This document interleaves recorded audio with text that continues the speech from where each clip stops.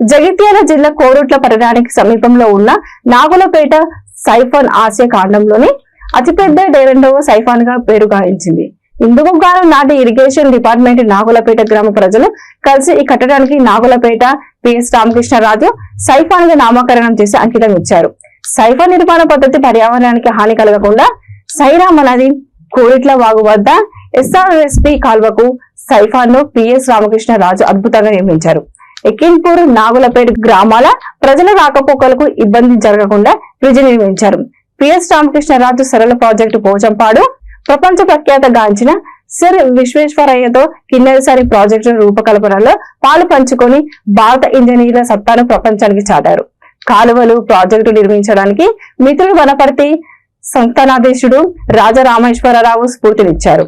Engineers సందర్భంగా వారిని ఒక్కసారి స్మరించుకుందాం.